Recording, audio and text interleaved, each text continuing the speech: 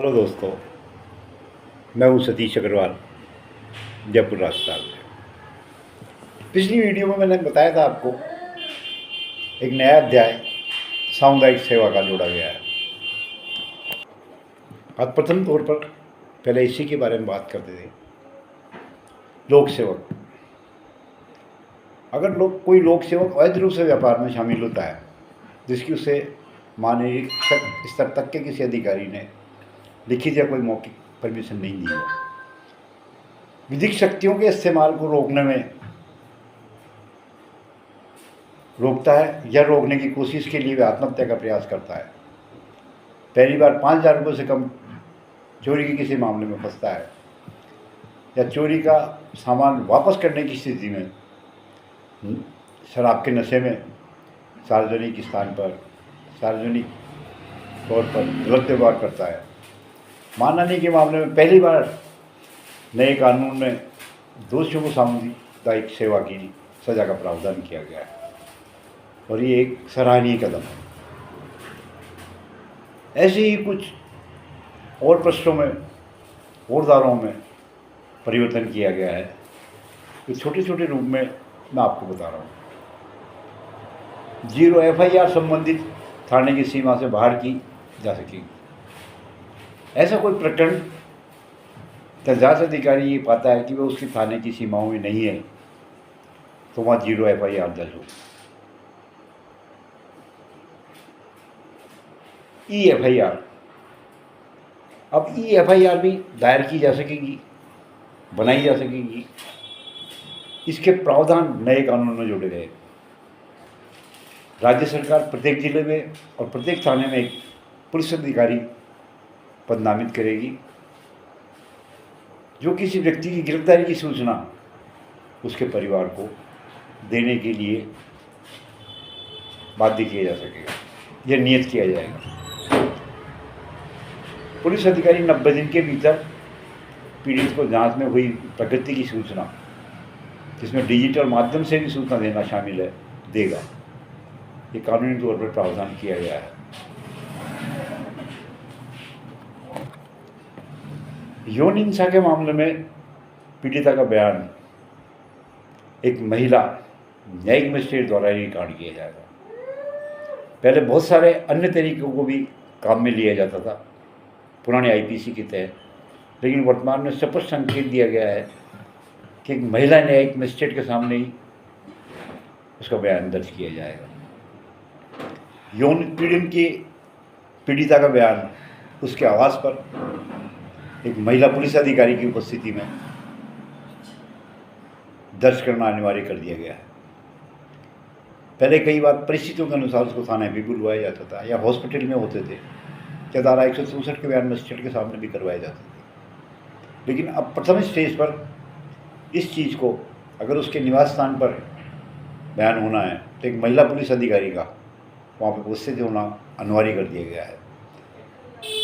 अगर वहाँ महिला कोई अधिकारी नहीं है, उस स्थिति में उसका बयान उसके आवास पर नहीं हो सकेगा। बयान रिकॉर्ड करते समय पीड़िता के माता पिता या उसका अभिभावक जो भी उस आवास पे उपस्थित है, उनकी मौजूदगी में उसके बयान लिए जाएंगे। 7 वर्ष या उससे अधिक के कारावास का केस सरकार वापस लेना चाहती है तो पीड़ित पक्ष को सुनवाई का अवश्य मिलेगा। गंभीर चोट के कारण लगभग निष्क्रिय स्थिति में जाने अथवा स्थायी रूप से दिव्यांग होने पर अब और कठोर प्रावधान का निर्धारण किया गया है। कई बार मारपीट और झगड़ों के प्रकरणों में ऐसी गंभीर चोट लग जाती थी जिसका पूरी जिंदगी असर होता था उस शरीर पर। अब ऐसे प्रकरणों में पूर्व में बहुत कम धाराओं के तहत प्रकरण दर्ज किए जाते थे, लेकिन अब एक निश्चित तौर पर कठोर सजा का प्रावधान इसमें कर दिया गया। मॉब लिंचिंग में दोषी पाए जाने पर कम से कम 7 वर्ष की सजा का प्रावधान किया गया है और इसे आगे चलकर वक्त और हालात के अनुसार आजीवन कारावास, मृत्युदंड की सजा का भी इसमें प्रावधान कर दिया गया है। पहले ऐसा नहीं था। वस्तु स्थिति में परिवर्तन करते हुए सजा को और कठोर कर दिया गया है। मॉब लिंचिंग एक नया प्रावधान है।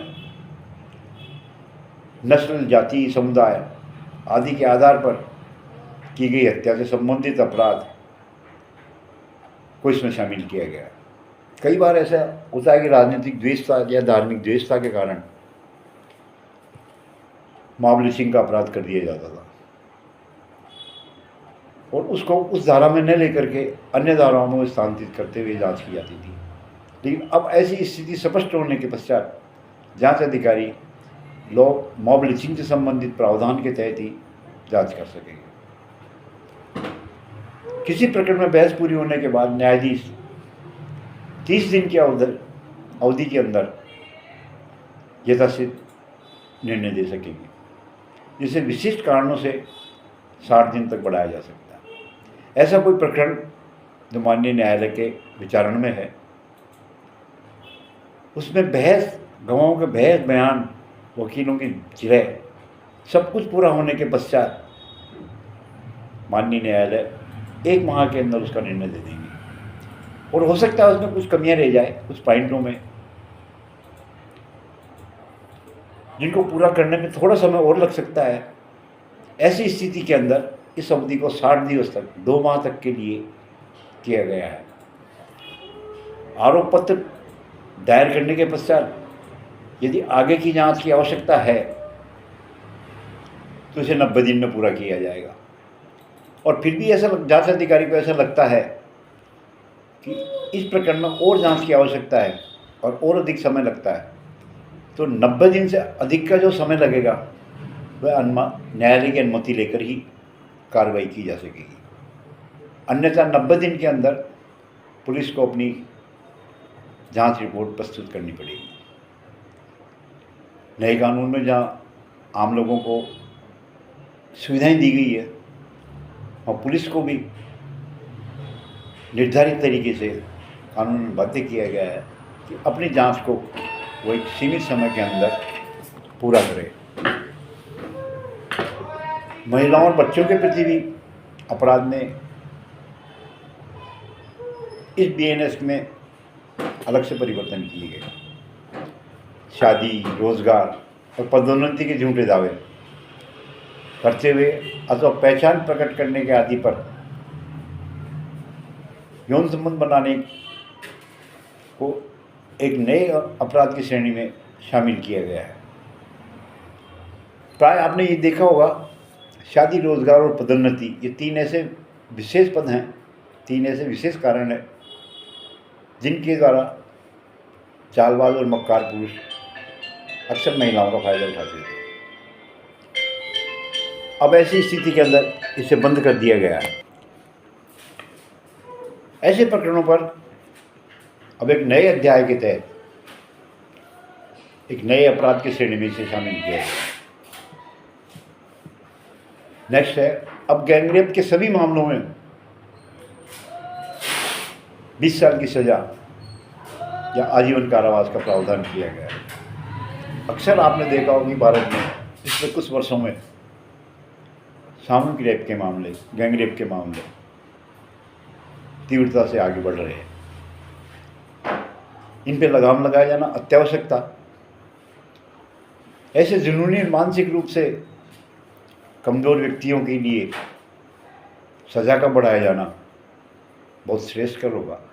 इससे लोगों में एक दहशत की भावना आएगी और जो अपराध करने के लिए जो सोचते थे अब उन पे लगाम लग जाएगी, क्योंकि 20 साल का या 20 साल की सज़ा का प्रावधान वह आदमी की ज़िंदगी को लगभग समाप्त कर देगा। उसके पनपने का जो समय है, कमाने का जो समय है, उसके परिवार को विकसित करने का जो समय है, वो सारा समय वो जेल में बिताएगा। और जेल से निकलने के बाद जब वो समाज के लोगों से मिलेगा तब उसे एहसास होगा कि उसने कितनी बड़ी गलती की है और अपने ट्रस्ट वाले लोगों को वो समझाएगा कि इस तरीके का अपराध वो भविष्य में न करें, और उदाहरण उनके सामने है। ऐसी ही जब वार्ताएं समाज के लोगों के बीच जाएंगी तो असामाजिक तत्व जो ऐसा करने का प्रयास करते हैं या सोचते हैं या कर रहे हैं, उनके क्रियाकलापों पे प्रतिबंध लग जाएगा। नेक्स्ट है बच्चों से अपराध कराने वाले व्यक्ति।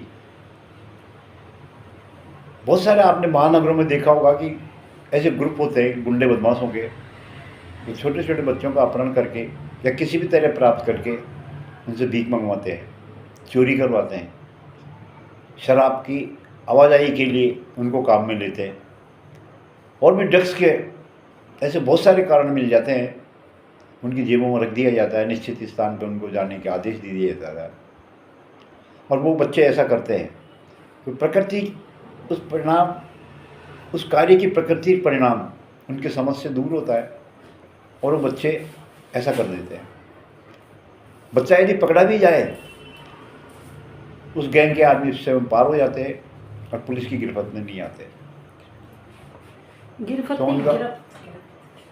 तो ऐसा बचाव उनके लिए कानून वरदान बन जाता है। लेकिन अब इस धारा का जब प्रावधान कर दिया गया है, तो इसमें कड़ी सजा का प्रावधान कर दिया गया है। 7 वर्ष से 10 वर्ष तक, इसमें तक शब्द वापस जोड़ दिया गया है, की सजा का प्रावधान किया गया है।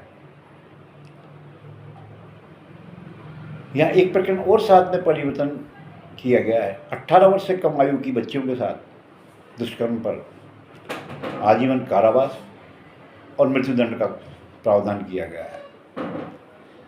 2 ही सजा इसमें निश्चित की गई है। पुलिस की प्रारंभिक जांच और माननीय न्यायालय के विचारणा के पश्चात अगर ऐसे सबूत प्राप्त होते हैं जो प्रथम दृष्टया किसी अपराधी पर साबित होते हैं कि उसने ऐसा अपराध किया है, उसको कोई छूट नहीं दी गई है। कानून में उसे कड़ी सज़ा पाने का हकदार माना गया है, इसीलिए उसे आजीवन कारावास और मृत्युदंड का प्रावधान किया गया है। मृत्युदंड भी उन हालात में दिया जा सकेगा जबकि वक्त और हालात ये बता दें कि इसने नृशंसता के साथ ऐसा अपराध किया है। भारत के बाहर रहकर उकसाना भी अपराध माना गया।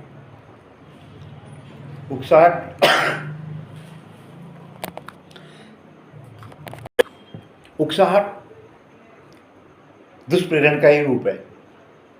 किसी भी अपराध को करने के लिए जब कोई व्यक्ति उकसाता है या कोई ऐसा कार्य करता है कि अपराध करने वाला व्यक्ति उसका कहने में आ जाता है, तो दुष्प्रेरक उस अपराध से बच नहीं सकता। पूर्व व्याख्याओं में, पूर्व धाराओं में हमने इसका गहनता से विवरण दिया है। भारत के बाहर किसी व्यक्ति द्वारा भारत में किए गए किसी अपराध के लिए उकसाना नए कानून की धारा 48 के तहत अपराध घोषित किया गया है। ये ऐसे व्यक्तियों और के द्वारा किए गए कृत्यों की अपराध की श्रेणी में शामिल कर देगा जो भारत के बाहर रहते हैं, भारत में अपराध करने की कोशिश करते हैं। अब आए दिन देखते हैं कुछ मुस्लिम देशों के नेता गाए बगाए ऐसे ऐसे वीडियो जारी करते हैं जिसमें भारत में रहने वाले एक समुदाय विशेष के लोगों को अंकित करते हुए बहुत ही अकानूनी रूप से अपने बयान जारी करते हैं। अब चाहे वो पाकिस्तान में रह रहा हो या मलेशिया में रह रहा हो, इस कानून के तहत उसको भी अपराधी माना जाएगा और भारत के थानों में उसके विरुद्ध केस दर्ज होकर के उसे भारत लाने की कोशिश की जाएगी। धारा 106/1 में जल्दबाजी या लापरवाही के कारण कोई मृत्यु कारित कर देता है। पूर्व में इसमें 2 साल की सजा थी, जिसे अब 5 साल का कर दिया गया है। लेकिन इसमें चिकित्सक को, डॉक्टर्स को केवल 2 साल की सजा होगी। कई बार क्या होता है, डॉक्टर काम करते हैं, किसी भी सीजरियन वर्क के लिए वो पारिवारिक सदस्यों से परमिशन ले लेते हैं लिखित में। लेकिन कई ऐसे भी प्रकरण आए हैं कि जहाँ डॉक्टर की गलती साबित हुई है, किसी ऑपरेशन में, किसी दवाइयों को दिए जाने में। वहाँ ऐसे लापरवाह डॉक्टरों को अगर उनके विरुद्ध कोई अपराध साबित होता है या उनकी लापरवाही साबित होती है या जल्दबाजी में किया गया ऑपरेट सिस्टम मालूम चलता है, तो उन्हें भी इस प्रकरण में अपराधी माना जाएगा और उनके लिए 2 साल की सज़ा निर्धारित कर दी गई है। वाहन की चोरी, वाहन से चोरी, सरकारी संपत्ति से चोरी, पूजा स्थल से मूर्ति या आइकन की चोरी शामिल है।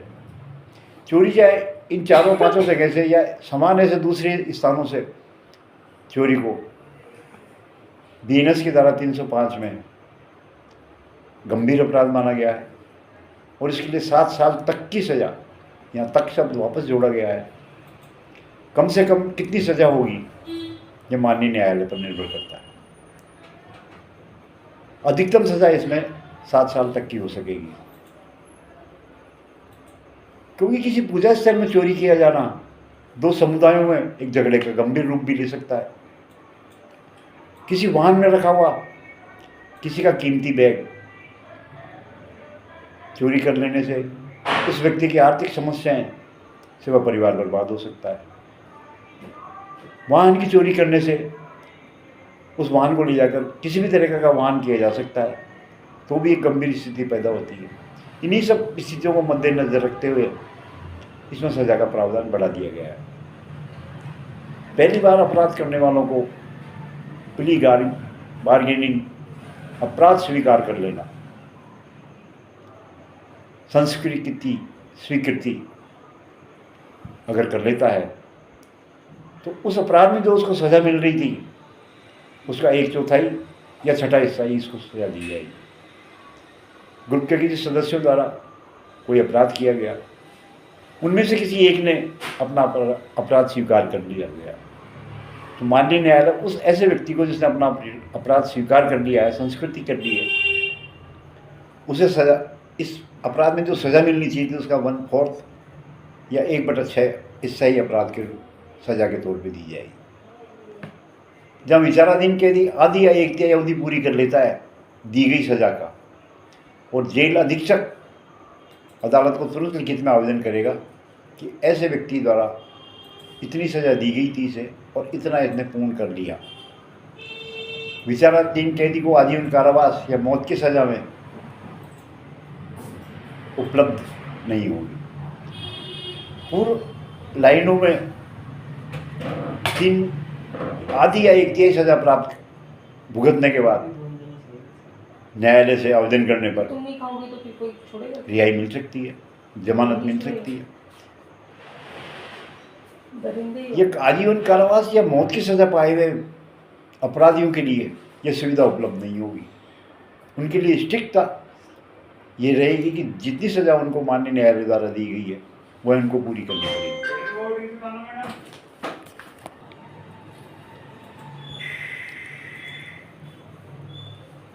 हम बात कर रहे थे विचाराधीन कैदी के संबंध में। जिसे सज़ा प्राप्त हो चुकी है उस कैदी के लिए भी नियम है कि अगर उसे आजीवन कारावास है, मौत की सज़ा मिली हुई है, तो उन्हें संपूर्ण समय जो सज़ा के तौर पे दिया गया है वह पूरा उनके करना पड़ेगा। सिविल सर्वेंट्स के विरुद्ध प्रोसिक्यूशन चलाने के लिए सहमति, जो सक्षम अधिकारी सहमति देने के लिए अधिस्थापित है उसे 120 दिन के अंदर, मतलब 4 महीने के अंदर वह सहमति अवश्य देनी पड़ेगी।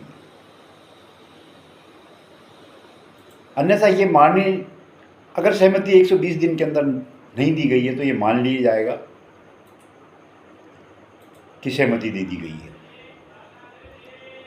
संपत्तियों का निपटान, पुलिस स्टेशन में बहुत बड़ी संख्या में केस से संबंधित संपत्तियां पड़ी रहती हैं। ऐसी स्थिति में जांच के दौरान अदालत या मजिस्ट्रेट द्वारा संपत्ति का विवरण तैयार करने, फोटोग्राफी, वीडियोग्राफी के बाद संपत्तियों का तुरंत निपटान कर सकेंगे। पहले ऐसा नहीं हो पाता था, काफ़ी लंबे समय तक पुलिस के स्टोर में, पुलिस कस्टडी में वह सामान पड़ा रहता था। फोटो वीडियोग्राफी करने के 30 दिनों के भीतर संपत्ति का निपटान माननीय न्यायालय के आदेश से हो सकेगा। पुराने कानून के अनुभवों के आधार पर सरकार ने नए कानून भारतीय न्याय संहिता में आईपीसी की धारा 19 को शामिल नहीं करने का निर्णय लिया गया। इसके अलावा राजद्रोह, आत्महत्या के प्रयास, व्यभिचार, किसी जुलूस में जानबूझकर हथियार लेकर जाने और हथियारों के साथ डील करने, बाट माप से संबंधित अपराध के बाबत विशेष अधिनियम की व्यवस्था की गई है। इससे संबंधित आईपीसी की धारा 264 से 267 के अलावा गैर जरूरी कई धाराओं से इन्हें हटा दिया गया है। पहली बार के अपराधी के प्रति करुणा का भाव इसमें शामिल किया गया है। भारतीय नागरिक सुरक्षा संहिता और भारतीय न्याय संहिता 2023 कानून में पहली बार के अपराधियों के बारे में कुछ परिवर्तन किया गया है। पहली बार जब किसी अपराधी द्वारा अपराध किया जाता है प्रथम बार, तो उसके साथ न्याय के लिए, पुनर्वास के लिए और करुणा के आधार पर जोड़ दिया गया है। पहली बार के अपराधियों के लिए न्यूनतम सज़ा का प्रावधान किया गया है। उन्हें प्रथम बार के अपराध में कम सज़ा दी जाएगी। पहली बार के विचाराधीन कैदियों के लिए जमानत में उदारता दिखाई गई। गलतियों को सुधारने का मौका दिया गया है। हो सकता है भावनाओं में बहकर या कुछ गलत लोगों के संगत में रह करके या किसी मानसिक उद्वेग में या प्रकोपन से उसने प्रथम बार अपराध कर दिया गया हो। और माननीय न्यायालय की ये राय है कि इसने जो अपराध किया गया है उसका इसके वो अफसोस है, क्षमा याचना भी की जाती है। तत्पश्चात माननीय न्यायालय उसे कम से कम सज़ा देकर उसको सुधरने का एक मौका देंगे। इस चीज़ की प्रतिस्थापना इस नए कानून में की गई है। छोटी चोरी के पश्चात छोटे अपराधियों के लिए बिना किसी पूर्व आपराधिक इतिहास वाले ऐसे कुछ अपराधी होते हैं जिनका कोई इतिहास नहीं होता, प्रथम बार ये कोई अपराध कर देते हैं, छोटे छोटे अपराध, उनके प्रति सहानुभूति इस न्याय संहिता में दर्शाई गई है, जिसके तहत दंड के रूप में सामुदायिक सेवा का भी प्रावधान किया गया है।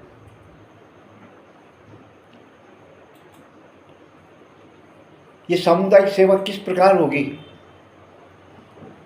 इसका विस्तृत रूप से एक अलग अध्याय लेकर हम वीडियो बनाएंगे, ताकि आम कर्मचारियों को इसके बारे में विस्तृत रूप से पता हो सके।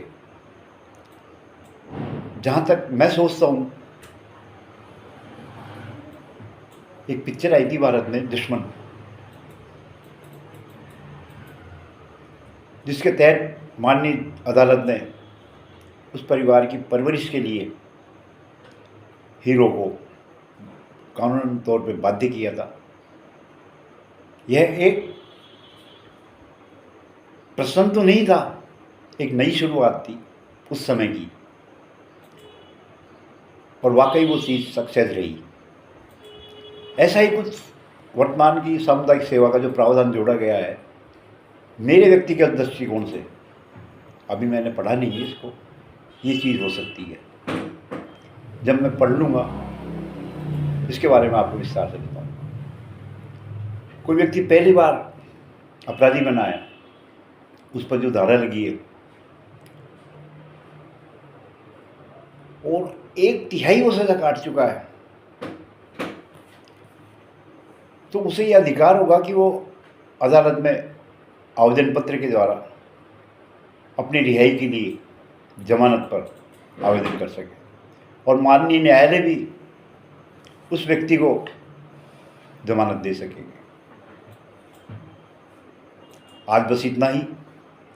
श्रेष्ठ अगले वीडियो में अपने वादे के अनुसार आज मैं फिर वास्तु में नॉर्थ ईस्ट के क्षेत्र का आपको एक छोटी टिप्स बता रहा हूँ।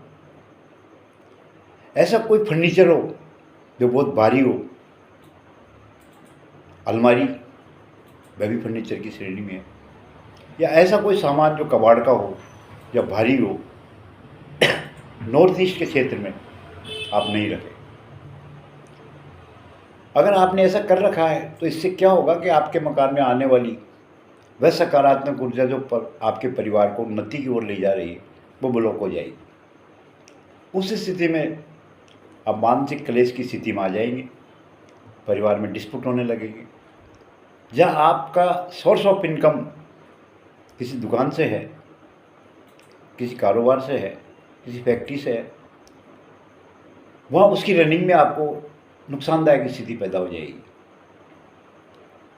तो आप इस चीज़ का विशेष ध्यान रखें। हालात के अनुसार आप इस सामान को दक्षिण पश्चिम के कोने में शिफ्ट कर दें, बदल दें, परिवर्तन कर दें, तो आपके परिवार के लिए एक बहुत अच्छी स्थिति हो जाएगी। अगर आप विश्वास करते हैं तो इस चीज़ को मानें, अन्यथा जैसे आपकी इच्छा हो वैसा करें। आज बस इतना ही। जय हिंद।